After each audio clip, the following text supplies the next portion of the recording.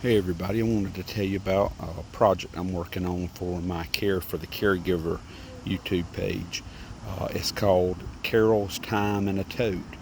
So it's a pretty emotional week last week. I bought a tote and started putting all the activities and all the products that I had used with mom in the tote. And I'm going to take one of those products a day and explain how you can use it to help while you're being a caregiver.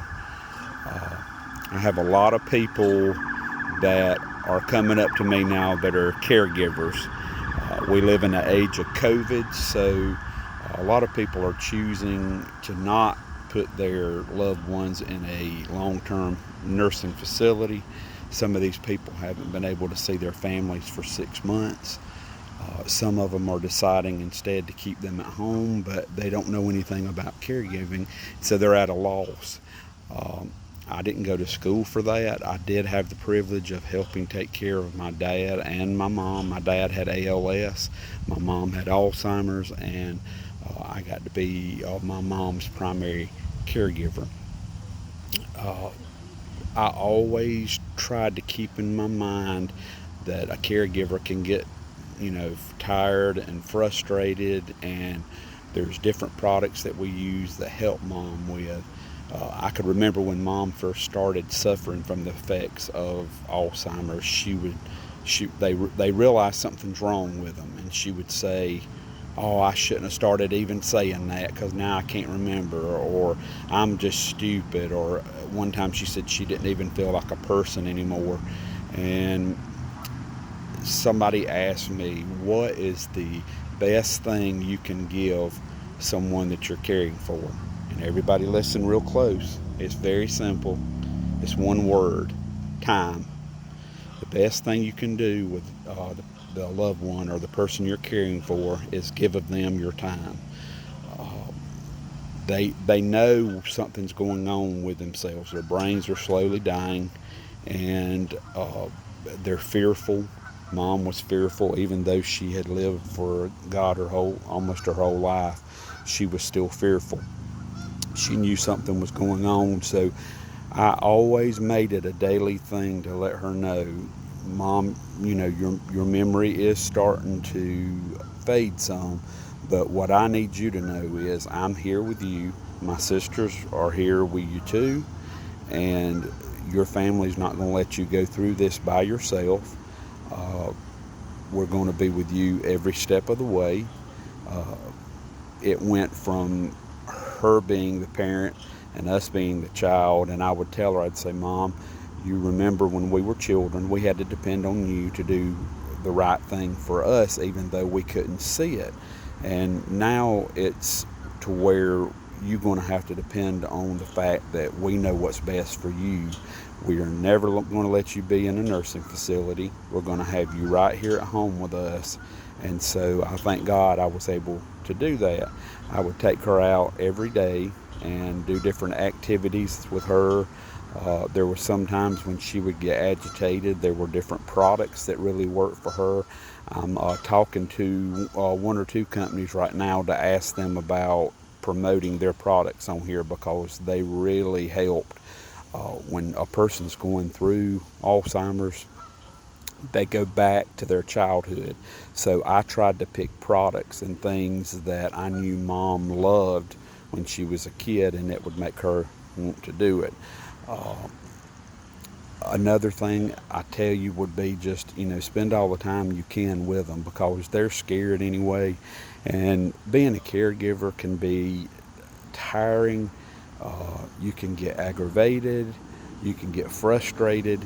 And I always prayed every morning when I got up for God to always keep in the forefront of my mind that if I thought mom was frustrated, if I thought I was frustrated, I couldn't even imagine how frustrated my mom was.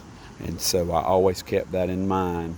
I always tried to calm her down, and that's the kind of things I would do with her. But I would pray that prayer every morning: God, let me be a good caregiver to her like she was to me, and help me have patience. And if she gets frustrated, for me to be able to know, what she's frustrated about and be able to fix it. And I would always use a calming voice. I'd never raise my voice at her. I would bathe her, dress her, get her ready to go every day. And I'll tell you two funny little things that happened last week that God let her send me a couple of surprises. Uh, she would tell us her whole life that her mama always told her to never trust a woman that didn't wear hose and never trust a man that didn't wear socks. And she believed that. And so I knew that, and I'd still put her hose on her till the month before she died, and she couldn't go out any longer. But one day those hose got on her nerves, and she took them off. And we never could find them. We didn't know what she did with them. So while I was going through her things this week, I picked up a bag of clothes, and in that bag was that wadded up pair of hose. So I had to laugh at that. And then as I began to dig in some other things, my sisters work at a nursing facility, and their patients love dum-dum suckers. And anytime mom would get agitated, you could give her a dum-dum sucker, and it was almost like giving a baby a pacifier, because that would soothe her. And she wouldn't eat the whole thing. She would suck on it till it was just like the size of a English pea or something. And so while going through her stuff, I found one of those suckers that she threw one night when she got finished with it. And so those two things I found this week. But I want to be the type person that when someone asks me about caregiving, that I can help them, help lighten their load, tell them things that they can do. That there wasn't a lot on YouTube when I went on to try to see, different things I could do with mom. So I just made it up as I go along. And we had a ball. Every day I would take her out for a coffee, and we'd get cookie, and then we'd do her activities for the day to keep her memory sharp. Then when COVID hit, the worst thing you can do to a patient that is suffering from dementia is change their surroundings or change their routine. So though we couldn't go into the coffee shops inside anymore, I'd still put her in my car, my Hummer, and we would go through the drive-through and get coffee and cookie. And instead of going inside and being able to eat like we did, I would take her to either our civic center that's really nice and has a nice duck pond, or I would take her to a lake near our house where we could sit around it and watch the ducks while we drank our coffee and she ate her cookie and did her activity. So that never changed. I kept her routine going, even though the world changed and the way we did things changed. We still kept her routine the same. So I'm just hoping that when I start showing these things, that it'll help you out there that are a caregiver. Like I said, I didn't go to school for this. It's just tried and true, testing it out, living it. I live with it through both parents. And I loved my mom very much. It's been hard because I feel like my world has been upended.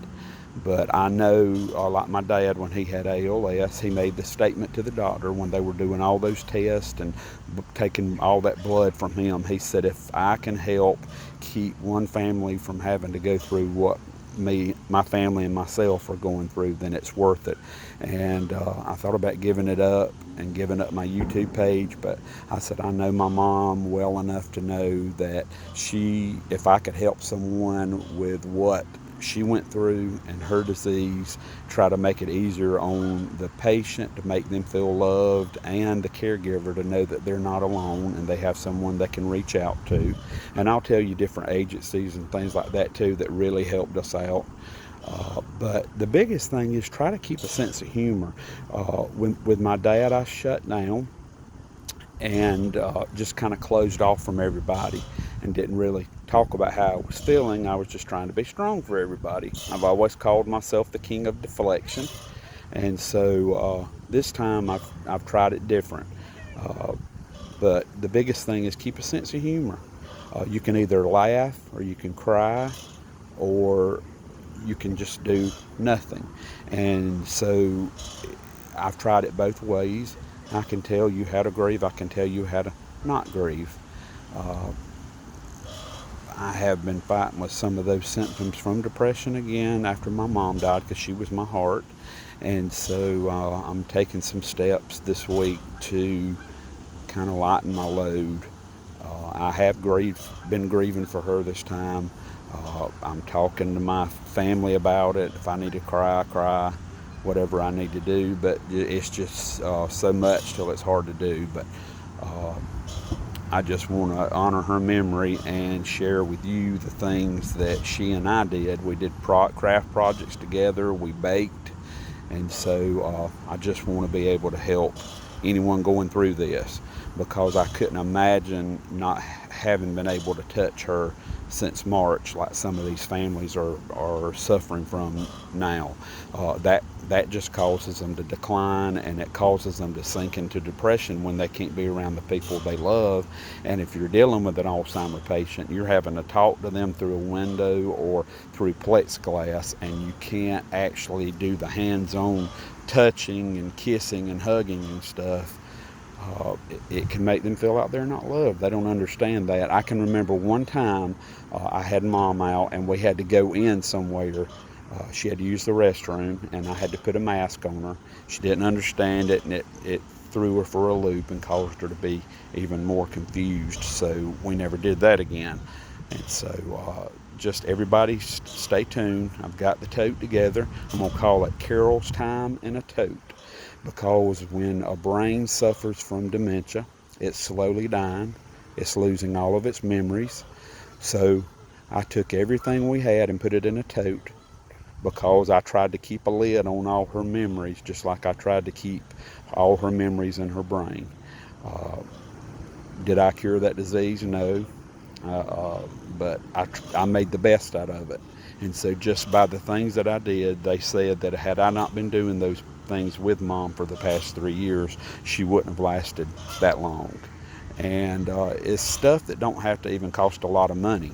I mean, you can find a lot of stuff at thrift stores. I know people are funny about COVID right now, but then there are regular stores too that sell these things, and they're not expensive. And really, when it comes down to it, the best thing you can do is spend time with them. Time don't cost anything.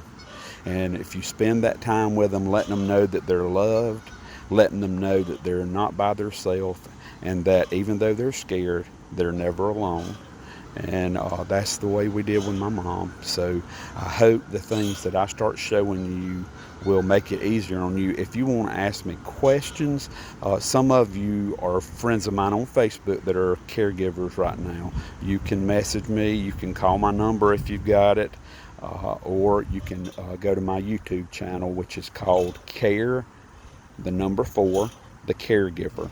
And all the videos will be on there. There'll be some of me singing. I was a gospel singer for 17 years. I sung all of our life, my sisters and I in church.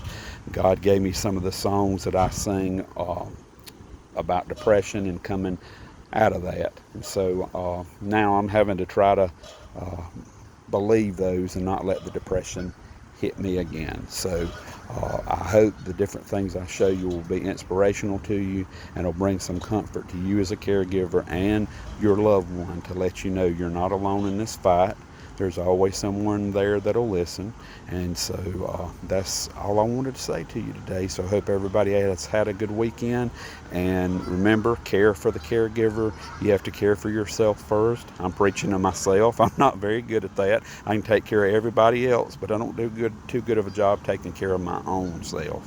And I have a tendency to deflect when I'm in pain, and just kind of pile things on me to not have to deal with what I need to deal with. And I'm not going to do that this time, even though I've already been fighting some of that. So trying to fight the good fight and read devotional books. There's different things. There's a prayer journal for dementia caregivers that I've mentioned before that was written by Deborah Barr or Debbie Barr, and it has been instrumental in helping me through this too. And so it brings up different perspectives that you may have never even thought about, and maybe help explain things.